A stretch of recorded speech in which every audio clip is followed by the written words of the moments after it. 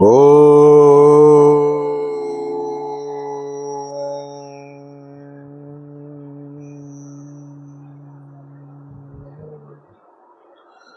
शांति शांति शांति।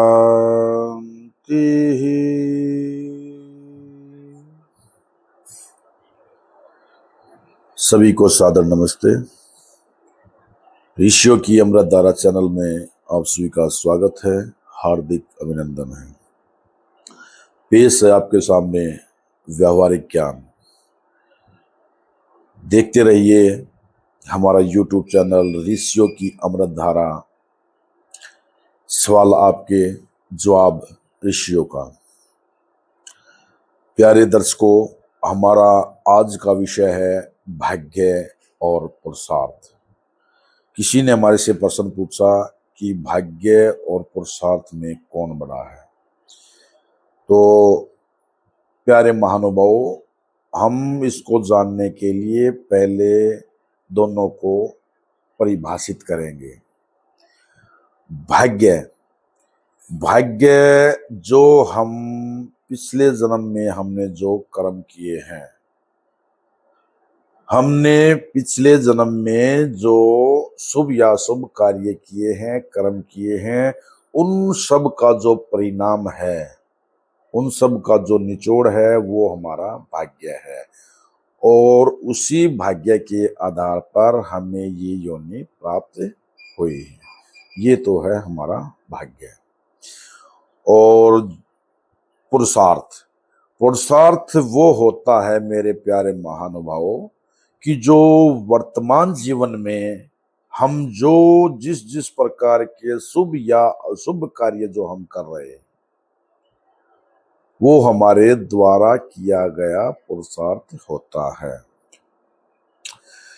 लेकिन यहाँ पर एक प्रश्न और बनता है कि हमें भाग्य के भरोसे नहीं बैठना चाहिए।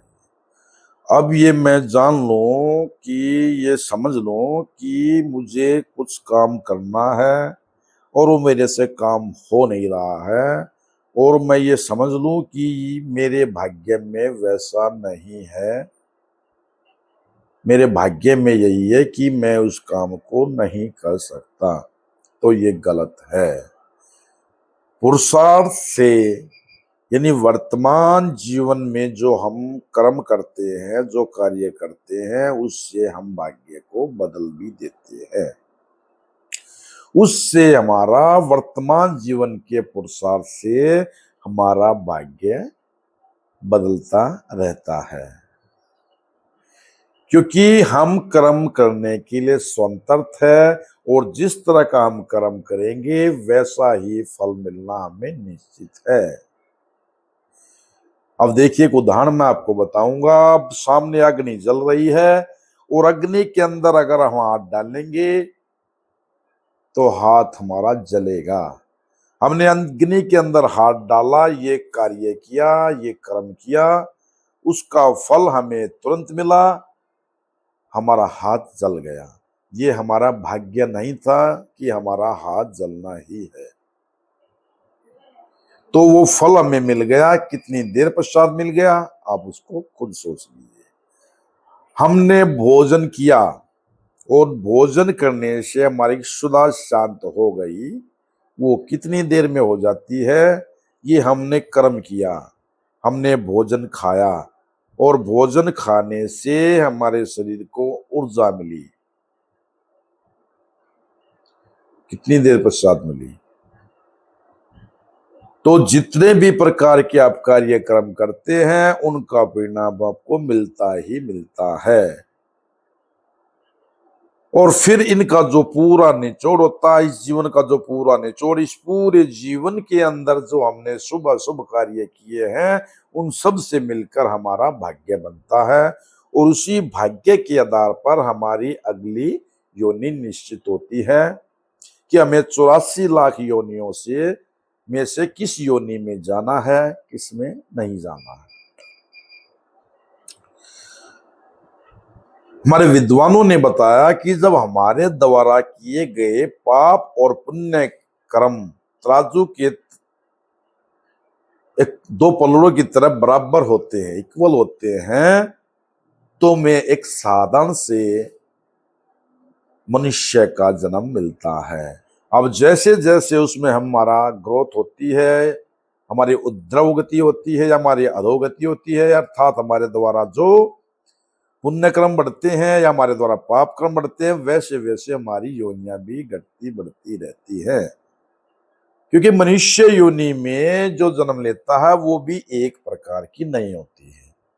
अब आप देखिए कि एक व्यक्ति, एक बच्चा तो उसी क्षण, उसी नक्षत्र में, उसी तिथि को, उसी वार, उसी मंथ, उसी वर्ष एक गरीब से परिवार के अंदर जन्म लेता है। दूसरा बच्चा किसी धनाढ्य परिवार में स्वस्थ शरीर के साथ, पूर्ण प्रतिभाओं के साथ किसी धनाढ्य परिवार में जन्म लेता है। तो यहां मनुष्य की योनियों में देखिए अंतर कितना हो गया है। एक बच्चे ने तो जन्म लिया अस्वस्थ रूप से किसी एक गरीब परिवार में, बहुत ही कठिनाइयों के साथ, और दूसरा उसने कहां से कहां ले लिया है। तो मनुष्य के अंदर भी जो सतर हैं वो अनेकों प्रकार के होते हैं। तो मेरे प्यारे महानुभावों, भाग्य वो है जो हमने पिछले जन्म का जो कर्म किए थे उन सब का निचोड़ बनकर हमें यहां मिला है, और यहां मिलाकर हमें ये जन्म के साथ मिल चुका है। तो अब हम ये पुरुषार्थ करते हैं, जितने भी प्रकार के कार्य करते हैं, क्रियाकलाप करते हैं, वो कार्य क्रियाकलाप हमारा ये जीवन निश्चित करते हैं कि हमारा जीवन किस स्तर का रहेगा। हमें ये भाग्य के भरोसे जरूर नहीं बैठना चाहिए कि सरकारी नौकरी तो मेरे भाग्य में नहीं है, नहीं मिलेगी, और मैं पुरुषार्थ क्यों करूं। ये बिल्कुल गलत है। अगर आप मेहनत करेंगे, आप कर्म करेंगे और आपका कर्म शुभ है तो आपको नौकरी मिलेगी, डेफिनेट मिलेगी, निश्चित मिलेगी, इसमें कोई दो राय नहीं है। हमारे ऋषि वेदों के अंदर चीख चीख कर कह रहे हैं कर्म करोगे तो फल मिलेगा।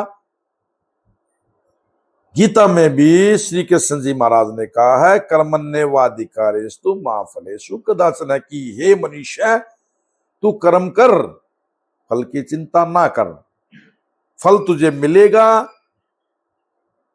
बिल्कुल मिलेगा। कुछ कर्मों के फल तो हमें साथ साथ दिखाई देते हैं, दे जाते हैं, लेकिन कुछ कर्मों के फल हमें दिखाई देते नहीं है। तो उसका अर्थ यह नहीं है कि उन कर्मों का फल हमें नहीं मिला है, बिल्कुल मिला है, और उतनी ही देर में मिलता है जितनी ही देर में हम अग्नि में हाथ डाल लेंगे और हाथ जल जाएगा। क्यों समय लगाएगा ईश्वर? नहीं लगाएगा। हमने बाजार से कोई सामान खरीदना है, पैसे दिए हैं, तो दुकानदार हमें उसके बदले में वो सामान देगा। जब एक मनुष्य ये सभी ईमानदारियों से काम कर रहा है तो ईश्वर तो फिर क्यों नहीं करेगा? वो हमारे द्वारा किए गए कर्मों को क्यों अपने पास रखेगा? क्या आवश्यकता उसको?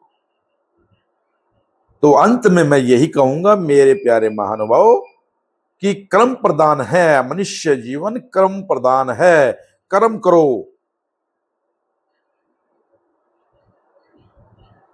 उसका फल क्या मिलेगा, क्यों मिलेगा, कैसे मिलेगा, उसको ईश्वर पर छोड़ दो, वो आपको देगा, आपका रखेगा नहीं।